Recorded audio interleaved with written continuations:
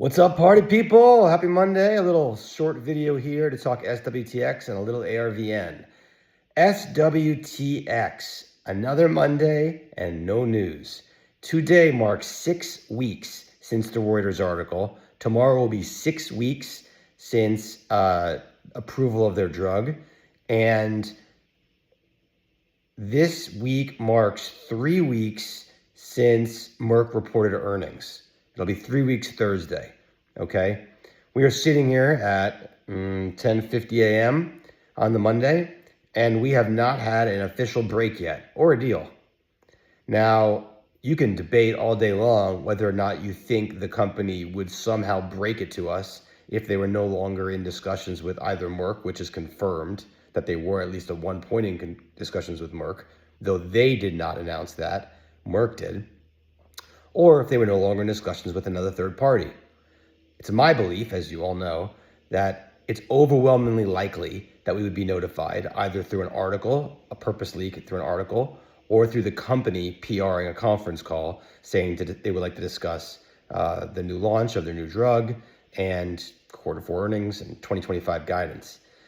We are sitting here 6 weeks later, and that has not happened.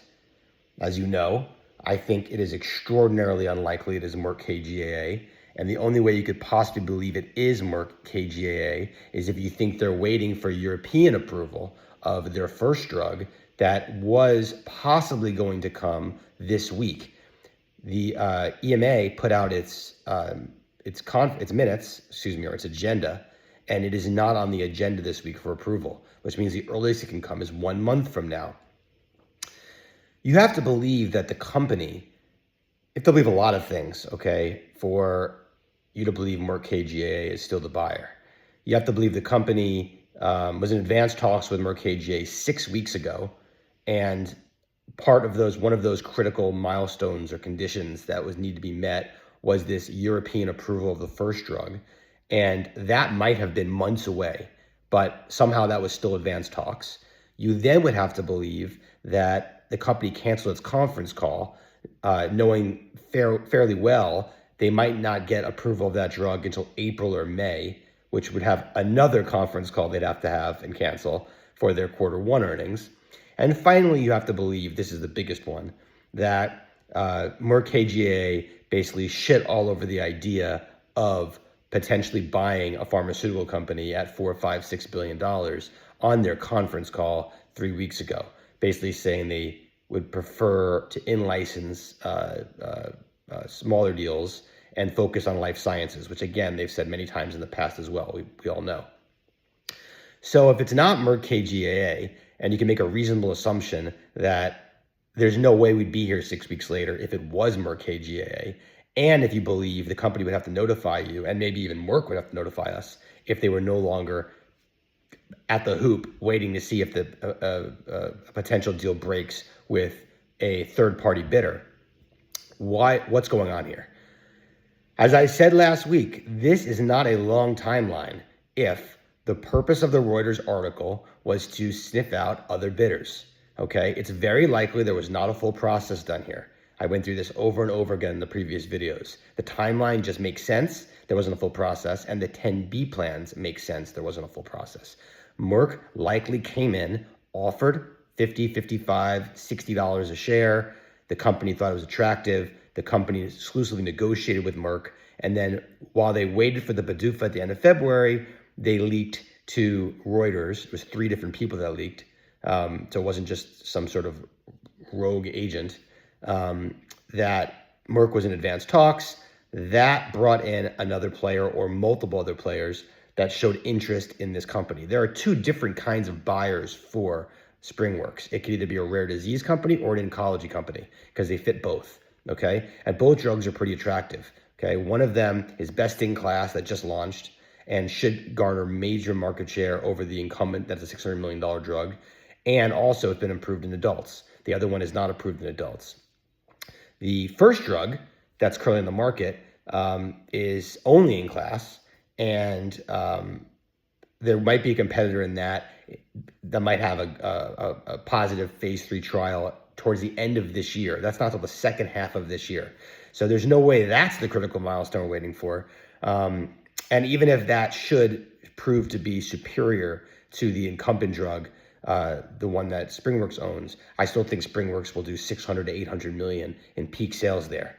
Put it all in, you should get to close to $2 billion in peak sales between the two drugs. That's before the Pfizer royalty. Again, easily can get to an $8 billion valuation there, which is, north of $80 a share.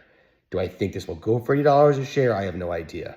But the 6-week time that has lapsed is not discouraging to me, given the fact that I have thought for 2.5 weeks now, it is a third party that is negotiating to buy SpringWorks. As I say every time, I definitely could get this wrong. There's no deal till there's a deal. The fact that I think Merck KGaA is almost certainly out means that I'm taking on an extraordinary amount of risk with this thesis that there's a third party. But at $49.30, I think the risk reward is incredible, right? The stock was $40 before Reuters, and that was before the approval with a very clean label, okay?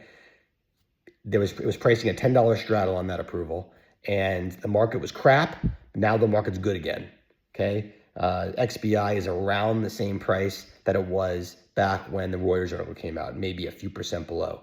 So while break might have been low mid 30s a week ago based on where IWM was in XBI, the market's much stronger now. Well, whether it stays this strong, I don't know. So to me, break now is in the upper 30s. So you're basically looking at $10 down, $20 to $30 up, maybe $15 to $30 up. And that kind of jives with the straddle. The straddle in April is pricing in 14. The straddle in May is pricing in 16, and the straddle in July is pricing in 18. And that to me is it's in line with my upside and my downside here. So I like SWTX. I'm buying more today. I'm buying April 50 calls. If it doesn't have my April OpEx, I have to seriously question everything about my thesis. That would be 10 weeks from the Reuters article. If there's no break by then, I'll have to assume that it's basically the company has decided not to leak, that the deal broke, and they're just going to announce a conference call in May for their Q1 earnings. I don't know. It's all crazy to me. ARVN, real quickly on that. I did a YouTube on Friday about that. Did a little more work on Adam and his work at Pfizer. He was the point person for this drug at Pfizer. There is conference calls where all the ARVN employees were on and just Adam was on, okay? There was a YouTube that came out where Adam was on with the president of research and development at ARVN, just the two of them talking about this drug. So I feel very strongly that Adam is probably the most knowledgeable person in the world about what those two companies think about this drug, at least as of September of last year. And there's nobody that could do a better job at working together with Pfizer and ARVN to try to come to an agreement about what this drug should do going forward, whether it's a full sale to ARVN, a full licensing to ARVN, whatever it is. Adam can totally help negotiate that. They own 15% of the company, Ecor One. And as long as they're not buying or selling, they're definitely not buying, they can't buy anymore. If they're selling, we'll find out very soon, because when you swing 5%, you have to file. And they were at 9.9 besides the 5% of the pre-funded warrants. So if they go below 4.9, they'll have to file within, I think, 5 or 10 days. It's extraordinarily unlikely they're selling. Even if they think the drug is zero, they'd be selling for under cash, and they would then use that knowledge of them thinking the drug is a zero to probably force ARVN's hand to abandon the drug or to, somehow con Pfizer into buying it from them. But not at this price are they going to blow out of their position. I would be just shocked. So, look, the stock's flat today. It's my second favorite idea. I'm talking my favorite idea with SpringWorks, but SpringWorks is such a special situation and has so much binary risk involved. It's not for everybody. And Wow. Wow was announced on Friday that they should be coming to a deal within the next few weeks with their 40% holder and Digital Bridge. I would expect a deal there to be between $550 and $650. It'll trade at a spread because it might take a year to close. I have not bought or sold any WOW stock at 510. Okay? Party people, take care. Let's get a deal here. I'm sick of waiting for this.